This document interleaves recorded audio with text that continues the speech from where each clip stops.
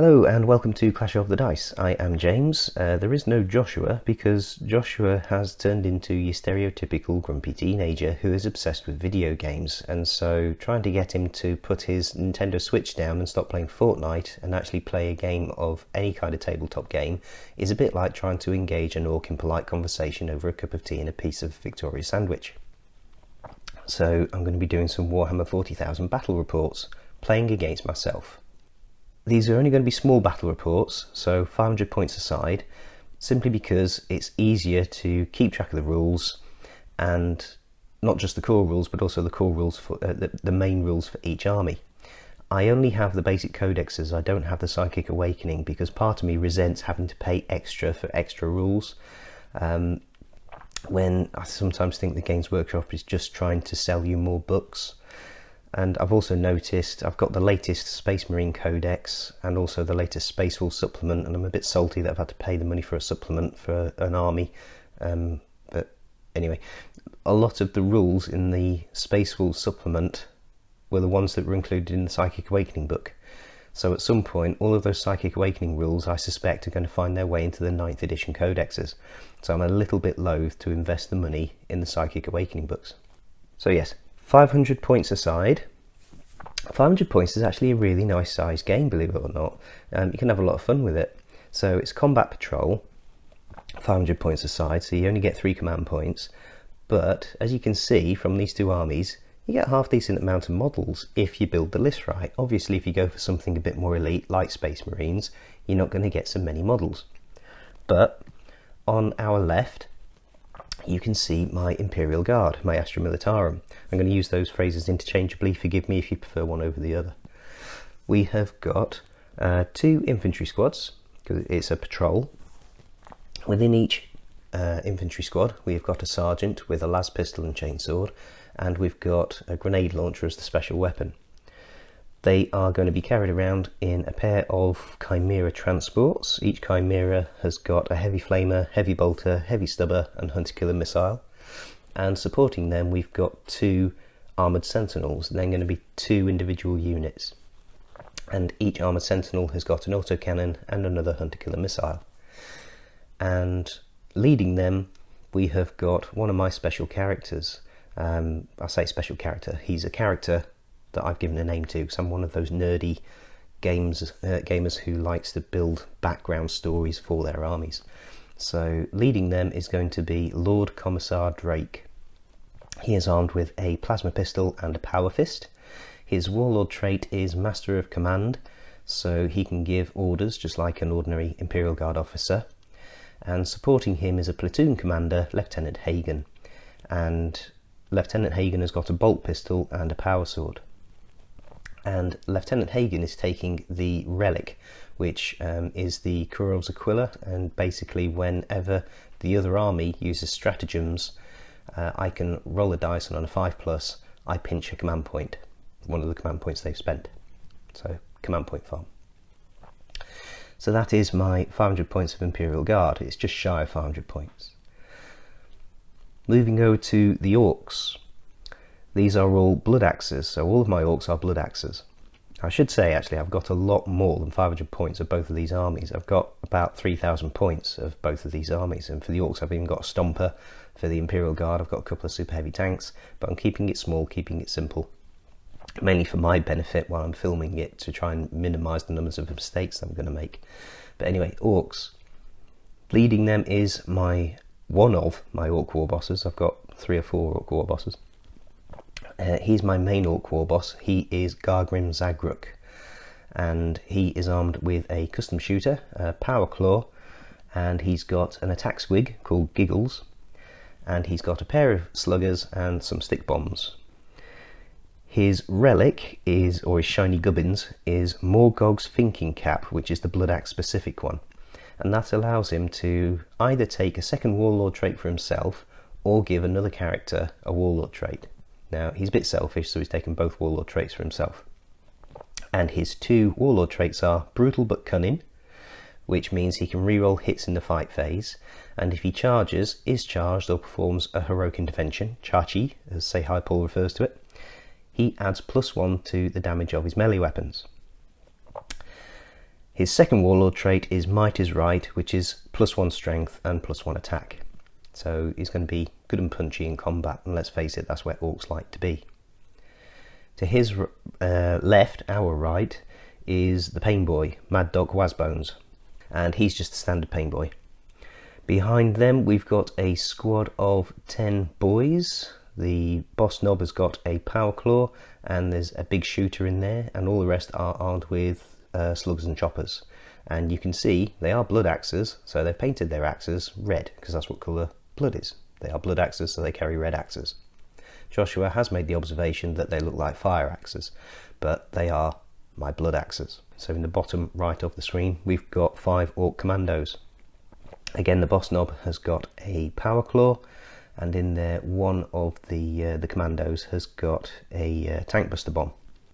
To the back we've got a truck that is equipped with a big shooter and a wrecking ball. I'm not going to do the song. And it's also got a stick bomb chucker. And next to them we've got a mob of 10 storm boys. So I've tried to build these lists as thematically as I can, as narratively as I can within the points constraints. So to me, blood axes, they are quite militaristic, so they've got to have the transports to carry them around. They've got the storm boys, who are quite blood axey in their own right, because the blood axes are deemed to be the orcs that are the least orky, because they actually think ahead of the battle. So they have shock troops, they have commandos who go behind enemy lines and that sort of thing. So to me, I've tried to build this list thematically for blood axes. Should say that my Astra Militarum, whilst they are Cadian models, I do actually use them as Armageddon Steel Legion, and that fits in with their narrative. So the narrative for the army is they were just ordinary planetary defence force. Some orc freebooters came along and started doing raids on the planet, and they were being led, the planetary defence force was being led by an incompetent colonel, and he persuaded the planetary governor that rather than engage them, a better idea would be to hire mercenaries. And sure enough, along comes Gargrim Zagruk with his force of blood axes, and blood axes do actually, whilst they are orcs, they do hire themselves out as mercenaries to imperial worlds, or they've been known to. So Gargrim comes along and says, I can get rid of them for you for a reasonable price. So they allow Gargrim down and think, what better than another orc to get rid of some orcs? But it turns out it was all part of Gargrim's cunning and brutal plan. And no sooner do they land on the planet than they team up with the freebooters and start laying waste to the planet. The planetary governor at that point calls out for aid, and Lord Commissar Drake arrives with a detachment from Armageddon. Because as we all know, Armageddon, the Steel Legion of Armageddon, are probably the most experienced orc hunters in the Imperium. And Lord Commissar Drake arrives with some forces from Armageddon. He summarily executes the colonel for his incompetence and takes control of the defences. So he then starts to retrain the planetary defence force in Armageddon tactics. So in the wider area of my army, my veterans are Armageddon Steel Legion models, and also I'm in the process of kit bashing some Catachan to be Armageddon Orc Hunters. So that's a work in progress, but they're going to be my veterans. But to my mind, the Cadian equipment is effectively the STC, the standard template construct for Imperial Guard. And that is what I think the vast majority of either Imperial Guard or Planetary Defence Forces would actually wear. So I don't think, for all that some people rail on people for just repainting Cadians, I think actually for the majority of regiments it's the appropriate kit. But anyway, different subject entirely. So this is going to be a series of 500 point Batreps, and I've got several armies and I've developed 500 point army lists for each of them. And the army lists are going to stay the same as they fight each other, and again that's simply for me to get familiarised with the rules, get familiarised with the units. So every time you see my Astra Militarum, it will be that force. Every time you see my Orks, it's going to be that force, except I'm going to be using 2 Orc forces. so there is going to be a chance for them to have a fight, orcs on orcs, because I think that's a lot of fun. And I'm really looking forward to showing you the other orc force, but it's still a work in progress. I've got a couple of more units to build and paint for that. Right, so enough waffle, let's get on to the mission. Right, for the mission I'm using the open war cards. I was using open war cards before they were cool. And yeah, we're using the Incisive Attack card, simply because it's very, very similar to my favourite Age of Sigmar scenario. So you've got 3 objectives. I've put one in the middle and one in each of these ruins. So all of the terrain is going to be classed as ruins for this Batrep. So there's a big ruin here, smaller ruin, and a smaller ruin. And again, I've tried to make it as similar on either side as possible, so that neither side has got a particular advantage when it comes to terrain. And at the start of each battle round, you roll a d3 to see which objective is the active one. So number 1 is in the middle, number 2 over there, and number 3 in here. And at the end of the battle round, you score 2 points if you are on the active objective, and 1 point if you're on any other objective. And a quick shout out to Warlock's Armory. That's where I got the inspiration for the objective markers. He does a tutorial on how to make these. Check out Warlock's Armory if you haven't already done so. And for deployment, it's table quarters, and I quite like this one actually. So you set up, one force will be setting up in that table quarter there, one will be over here. You can't have an objective in your table quarter, so in your deployment zone, so you have to move out and capture an objective, and obviously you can't be set up in the centre either, so 9 inches away from the centre of the table. I'm not using any twists because I pretty much guarantee I will completely forget them, so keeping it simple for myself, just basic. We've got an aim for the game, we've got a deployment map, so that's what we're doing. So 4 foot across, 3 foot deep, so slightly bigger than is recommended for a combat patrol mission, but that's absolutely fine because it is a minimum size for a combat patrol is 30 by 44 inches, so we've got 36 by 48 inches. So that is the mission, and we're now going to move on to deployment. Okay, so we have deployed. The Orcs won the roll-off for deployment and elected to be the defender, and we've got Gargrim with the Pain Boy and the boys inside the truck, and they are deployed over here, and the Storm Boys and the Commandos are going to be deep striking in at later turns, because obviously they can drop straight onto objectives, pretty much, cunning. And then over here for the Astra Militarum, the Imperial Guard, we've got Lord Commissar Drake with 1 infantry squad in this Chimera. Next to him we've got both of the Armored Sentinels, and then we've got Lieutenant Hagen in this Chimera with the other infantry squad. And right, so that's deployment done. This is going to be a live dice roll to see firstly who is going to get the choice of going first or second. So we've got green dice for the Orcs, grey dice for the Imperial Guard, although they've both got grey colour schemes. You can't beat a nice painted army rather than grey plastic. It just so happens that some of my grey plastic armies have got grey colour schemes. Anyway, I've also got grey knights, but they're more silver than grey. Anyway,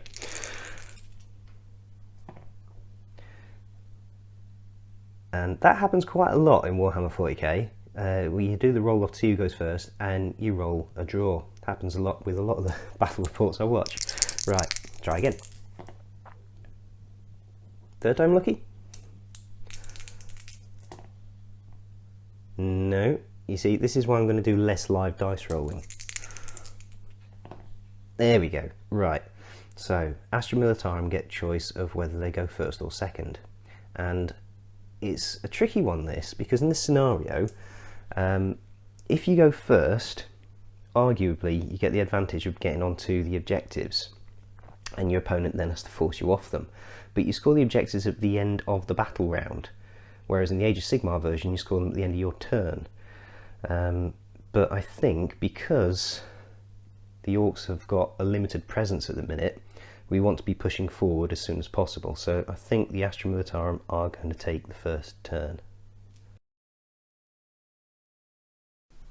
Right, so turn 1, we roll the dice, and objective number 2 is the active objective for this turn.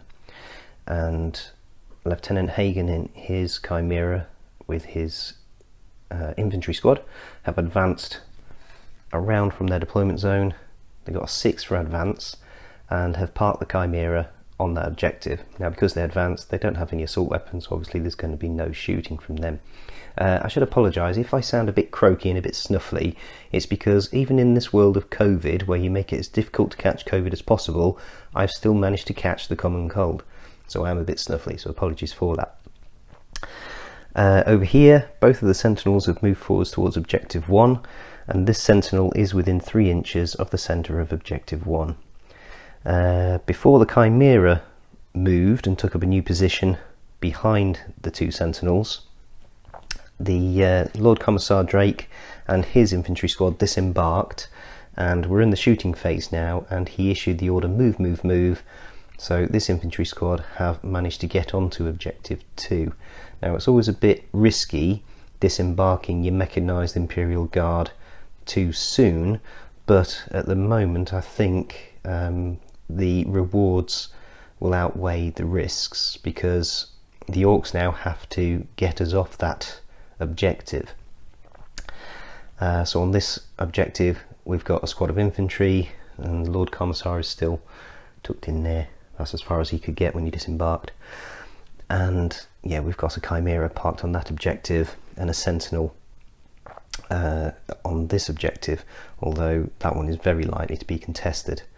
Right, so we're going to move into the carry on with the shooting phase, because the orders take place in the shooting phase, so they can't shoot because they've had an order to move, and they advance as part of that move. So now the 2 armoured sentinels and this Chimera are going to open up on the truck. So this armoured sentinel started things off with its hunter-killer missile, which hit and did a full 6 damage, which the truck didn't then ignore. And then it took a further 2 wounds off with its autocannon. And then this one missed with everything, and the Chimera hit a few times, but everything that mattered didn't do any wounds. So the truck has been stripped down to 2 wounds remaining. And that will be the end of Astra Militarum turn 1. So we're going to move into Orks turn 1, and they've got a job to do now with a very poorly truck. Right, so Gargurum did some thinking, and he realised that he's not going to get onto that objective. So the best thing to do, he's probably not going to get onto that objective either. So the idea was charge forward and try and at least contest the objective in the centre, and ideally get rid of that sentinel. So the truck was a bit nerfed, it's down to 6-inch move, so it did move forward 6 inches, and then we played more Dakar on the boys inside when they shot out of it, because it's open topped so the passengers can shoot, and managed to plink a few wounds off the armoured sentinel. And by the end of the shooting phase it was down to 3 wounds left, and then so that cost 2 command points. We then spent 2 more command points, because we'd gained a command points that put us up to 4 at the beginning of the turn. 2 more command points on ramming speed, and we rammed into the sentinel and did 2 mortal wounds to it, but because it's so nerfed it's only got 1 attack with its wrecking ball, and that missed, and would run out of command points to re-roll it at that point. So unfortunately the sentinel is contesting that objective, but at least the truck is now parked on top of it. And yeah, there's the truck's probably not going to survive the next turn, but if it does get taken away, there's going to be a bunch of very angry Orks getting out of it.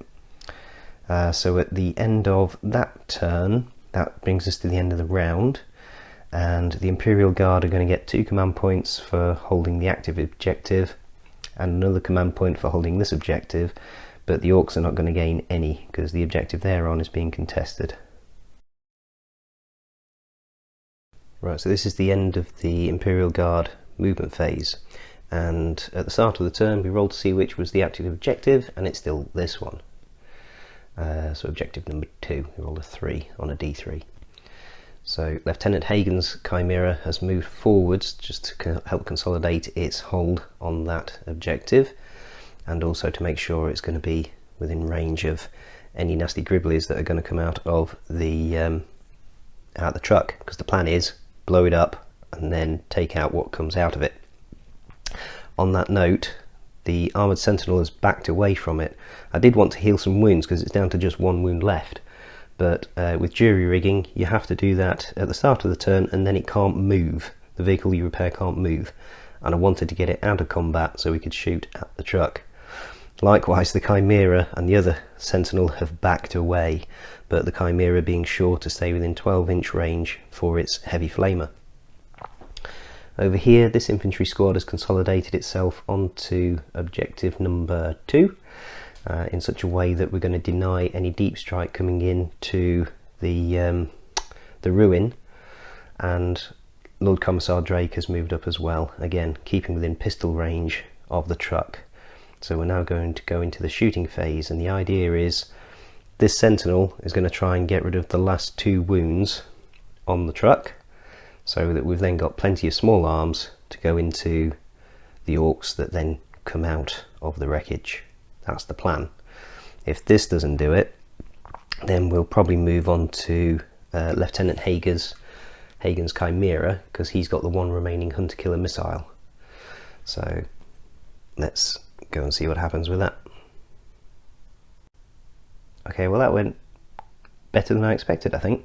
So yeah, both shots from the autocannon hit, both wounded, neither were saved, and the ramshackle didn't kick in. I should say that the ramshackle didn't work on the hunter killer missile on the first turn either.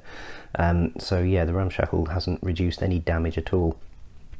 So the truck is now gone. It did not explode, and only one Ork died whilst clambering out. Something else I should mention as well is the Kurov's Aquila has not given me any command points back yet. So all the command points that have been spent by the Orks, I didn't get any of them back. So that is that. So now we need to work out what we're going to do with the green tide that has appeared from the truck. Okay, so the Orks were sensible enough to get out more than 12 inches away from the Chimera, so this Chimera anyway, so that the heavy flamer couldn't be in range. So we managed to cut down an Ork or 2 using the heavy stubber and the heavy bolter. Then this infantry squad opened fire next, and they couldn't use an order because, as I understand it, the rules as written say you have to issue the order at the start of the shooting phase, and at the start of the shooting phase we fired with that. So they couldn't use front rank fire, second rank fire, so they just used their standard rapid firing, and we lobbed in a frag grenade from the grenade launcher, and that took out all of 2 Orks. And this Chimera then finished off the remainder of the Orks using its heavy flamer and the lasgun array, actually, because it's still got passengers embarked inside it, so we can use the lasgun array on that one. There's no passengers on this one, so we couldn't use the lasgun array on that. So yeah, the heavy stubber and the heavy bolter were completely wasted. So now we've got an Ork war boss and a pain boy. The pain boy did nothing. Well, I say nothing. He saved 1 Ork, who then got subsequently cut down by a lasgun array. But yeah, the pain boy could do very little to help his lads survive that torrent of las fire and various other munitions coming in on them. So there's going to be no charge phase because these guys are not crazy enough to charge a very angry war boss. So that will be the end of the turn. There's going to be no morale because what would have taken morale got wiped out. So we're going to move on to the Orks' turn, and they badly need their commando and storm boy reinforcements. Ork movement phase has been completed, and Gargrim and the pain boy have moved forwards into this ruin, getting ready to charge that Chimera.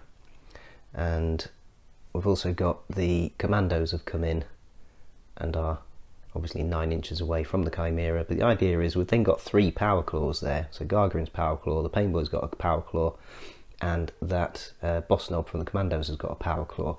So hopefully we'll be able to split open that Chimera. Now obviously there's troop choices in there, but we need to do something to try and hold one of these objectives, and with this being the key one, hopefully Gargrim will be able to split open the Chimera single-handed, and then the commandos have got a chance of finishing off anything that piles out of it. That's the plan. Over here we've got the Storm Boys have come on from this edge. Well, I say edge, they can come in anywhere, they're like the Storm Boys, but they've come in over here. But again, they're going to shoot up the infantry squad using their shooters, and then hopefully charge in. So yeah, they came in over here, so they're a bit further away from some of the heavier Imperial Guard units. So that is the movement phase done. Now I'm going to go on with the shooting phase. Right, so the Orc shooting phase started off over here. The Storm Boys fired all of their shooters, all of their sluggers rather, into this infantry squad. So the infantry squad took cover, spent a command point to hit the dirt, and it was a bit of a waste of command point because only one shot hit, which was easily saved on a 4+ armor save.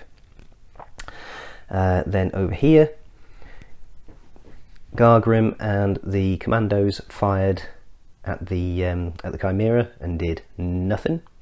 So then we did the charge phase. Gargrim went in first, he charged in first, so the Chimera spent a command point on Overwatch and another command point on defensive gunners and did nothing. So they got a fair few hits in, but they all either failed to wound or just bounced off his armour, because obviously he gets +1 armour save now. He's in a ruin. So then the Pain Boy charged in as well, and the commandos tried to charge but failed to charge and got an 8, and even after the here we go reroll, they still got an 8. They got a 5 and a 3, and I re-rolled the 3 and it became another 3. And over here the Storm Boys failed their charge. They got a 6, a 5 and a 1, so I re-rolled the 1 and it became a 2, so they failed as well. So the combat phase is not going to be quite as spectacular as I hoped it would be.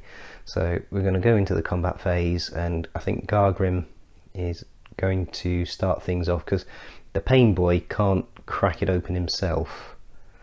So we'll start with Gargrim and then see if the Pain Boy can finish it off. Gargrim absolutely ripped that Chimera to pieces using just his power claw. Giggles the attack squig didn't even get a look in.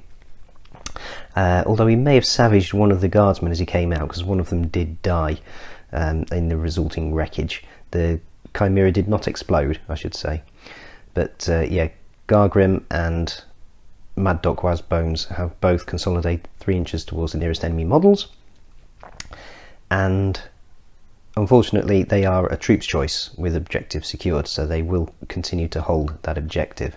So that is the end of the Orcs' turn. Strictly speaking, that troop squad, the infantry squad, should take a morale check, but they would automatically pass. They only lost 1, their leadership's 7 with the sergeant, and yeah, so that's the end of turn 2.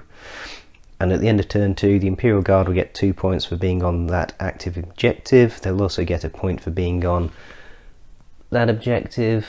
Nobody's holding the middle one, so another 3 points to the Imperial Guard, and still 0 points to the Orcs.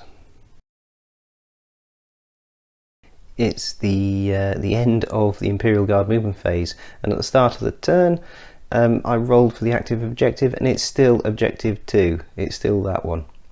So the one that Gargrim is in a mad scrabble to get to. So yeah, still that objective. The Chimera has moved forward onto objective 1, and yeah, he's then in range to be shooting at Gargrim, who will be the closest enemy unit, so is eligible to be targeted as a character. This Sentinel stood still. I didn't spend a command point on jury rigging because I think there's going to be better things to spend command points on. This Sentinel has moved down here to offer some support against the Storm Boys, and this infantry squad have formed up on the objective, ready to do some first rank fire, second rank fire into the Storm Boys.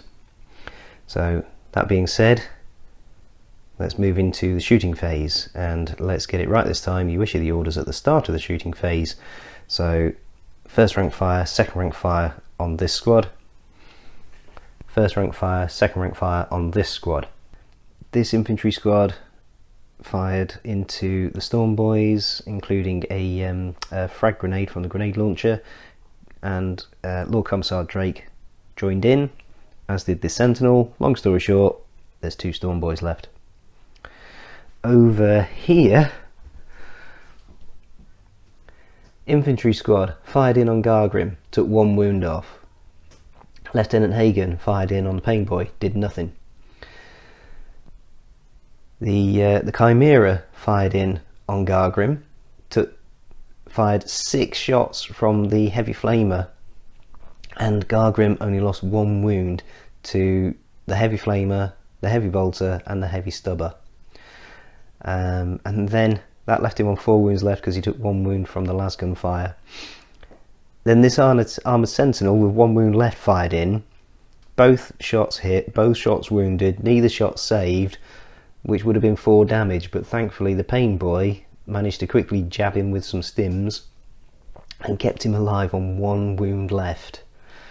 So now we're going into the charge phase, and when you've got an Orc war boss standing there with just 1 wound left, you kind of have to charge him. As much as you don't really want to charge an angry Orc, I think you kind of have to. So we are going to charge the Orc war boss with this infantry squad. And I don't think Lieutenant Hagen is stupid enough to charge the Pain Boy, but we'll see. You will notice a distinct lack of guardsmen and a distinct presence of an Orc war boss. So the guardsmen tried to take that last remaining wound off Gargrim. They didn't even scratch him, and then he ripped back into them and took out all bar 3. Lieutenant Hagen was indeed stupid enough to try and take on the Pain Boy. He did do 1 wound to him, but then got crushed back with the Pain Boy's power claw in return. In the ensuing morale phase, what was left of the infantry squad failed their leadership test, and so one of them ran away, but the other 2 managed to hold on with their combat attrition test. So that is the end of the Imperial Guard fight phase. Or I should say, Gargrim did Overwatch when he was charged and didn't hit anything. But yeah, that's the end of the Imperial Guard turn. So now moving on to Orcs turn 3. Should quickly say that I did remember the leadership on the Storm Boys, and one of them ran away, or rather flew away. And then the remaining boss knob has moved forwards towards objective 3. He's got a plan, he's going to stick to it. Over here, Gargrim and Mad Dog Wasbones have both disengaged from combat. They are blood axes, so that means they can fall back and then still shoot or charge in the same turn.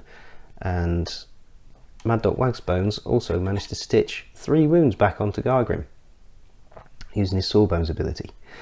And Gargrim has got his eyes on this Chimera. He's already ripped 1 to shreds. He's going to see if he can go 2 for 2 against Chimeras. The commandos have moved forwards, and they've got their eyes on this objective, this active objective, and the 2 remaining guardsmen inside the ruin. So that's the end of the movement phase. I'm going to go into the shooting phase. Pretty brief shooting phase. Stormboy shot at these guys and missed. Commandos shot in at the guardsmen over here, the infantry squad. The infantry squad did spend a command point on take cover, because there is a chance that those boys will still fail their charge, in which case we want to still be holding that objective with an objective secure unit. Long story short, 3 shots hit, 2 wounded, both were saved, so no extra casualties there. That's the end of the shooting phase, and we're going into the charge phase. Obviously those commandos are going to charge the infantry squad. The Storm Boy is going to charge that infantry squad, and Gargrim is going to charge the Chimera. There's no command points for Overwatch. The commandos did take down the remains of that infantry squad. Gargrim ripped the other Chimera apart, again single-handed. Giggles again did not get a look in. He did need a reroll to do it though, but yeah, that Chimera is no more. Again, it did not explode. And then over here, the final Storm Boy was taken down, but not before he managed to take out a couple of guardsmen. The guardsmen still managed to pass their morale test though, because they're within 6 inches of Lord Commissar Drake. So that is the end of the Orks' turn. And at the end of battle round 3, the Orks are holding the active objective, so they will get 2 points for that. They're also holding the central objective, so they'll get a point for that. So they've actually got some points now. The Imperial Guard will still get 1 point though, because they are on objective number 3. So 3 points for the Orks, another 1 to the Imperial Guard, putting the Guard on 7. The Orks just can't catch a break when it comes to the active objective. So this time, at the start of the turn, we rolled a dice and it was a 3. So 3 on a d3, so it's this objective that is now the active objective. So all the hard work they did, stripping the Guard off those 2 objectives, is all for naught. Well, I say all for naught, they did get 3 points out of the last turn. But yeah, now they need to try and get the Guard off this one. But it's the Guard's turn. So they have consolidated back onto this objective after seeing off the Storm Boys. And this Sentinel has turned, because once again, Gargrim and the Pain Boy find themselves out in the open. And this Sentinel hasn't moved, the one on 1 wound left. So going into the shooting phase, and it's first rank fire, second rank fire into the Pain Boy. See if we can finish him off so that he's less likely to keep Gargrim alive. At the end of the shooting phase, this squad did indeed take down the Pain Boy. And then 4 autocannon shots went into Gargrim, didn't even scratch him. It took Lord Commissar Drake to fire his plasma pistol, not overcharged, and that did take a single wound off Gargrim. But that is the end of the shooting phase, and there's going to be no charging, so going into Orks turn 4. Right, so it's the end of the Orks movement phase, and I've been a little bit gamey, but I have checked the rules, and it does say that a single model cannot hold more than 1 objective, but that's models, not units. So we've got a commando on objective 2, and they've moved in such a way that the boss knob is within 3 inches of objective 1. So to my mind, that's legal using rules as written, because it does say models, not units. So the unit's holding 2 objectives. In the meantime, Gargrim has advanced towards objective 3. He's on a mission. We're about to go into the shooting phase. He's armed with an assault weapon, so he can advance and still shoot. And we've got a command point, but unfortunately Daka, or rather more Daka, goes off on 2 command points rather than 1. So yeah, he's going to try and soften him up with his custom shooter and his pair of sluggers slung on his back before he then goes charging in. I don't think he's going to do too much damage, but yeah, let's find out. Okay, so scratch that, because sluggers are pistols, so you can't fire them if you advance. Sure enough, the custom shooter did nothing. He missed every single shot, and then he declared a charge, and the infantry squad overwatched, and long story short, Gargrim is an ex-war boss. Well, I say ex-war boss. One of the other Pain Boys will come along, pick up his head and stick it back on another body somewhere, I think. Be able to patch him up somehow, because Orks is pretty tough to beat, as we all know. So that is the end of turn 4. And at the end of turn 4, the Imperial Guard are on 1 objective. The Orks are on 2 objectives, one of which, no, tell a lie. The Imperial Guard is on 1 objective, which is the active objective, so they get 2 points. Whereas the Orks are on 2 objectives and will get 2 points. So going into turn 5. Going into turn 5, it is actually mathematically impossible for the Orks to win. The Guard are currently on 9 points, the Orks are on 5. So yeah, there's no way the Orks can score 4 points to even hold it to a draw, because they can't be on all 3 objectives. As it is, they're on 2 and there's only 1 squad left, and the chances of them still being there at the end of the turn is, yeah, minimal.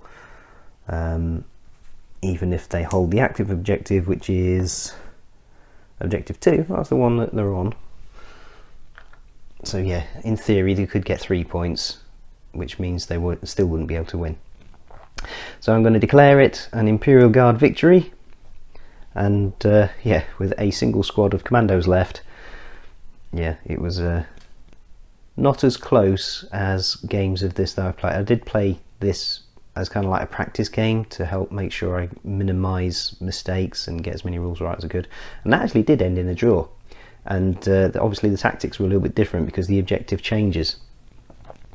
So yeah, that one, the Orks got to go first in the previous game, and yeah, they managed to hold it to a draw. But yeah, I think, as you can see, it's a smaller board, it's smaller points value, but it can still be a lot of fun and a reasonably close game. Going first, going second in this particular scenario, I'm not sure which is better, and I think possibly a tactical error on the Orks. They had too much of their stuff in reserve. So yeah, as good as that is, and as much as taking objectives later in the game, that's all well and good as long as your opponent hasn't already got on them. So yeah, I might have to rethink tactics the next time the Orks play. But in the meantime, I hope you enjoyed that. It is a lot of fun to play, just a small 500 point game. You don't need a lot of space, and you do get to play Warhammer 40,000. So yeah, in the meantime, thank you for watching. Please continue to like, comment and subscribe, and until next time, God bless.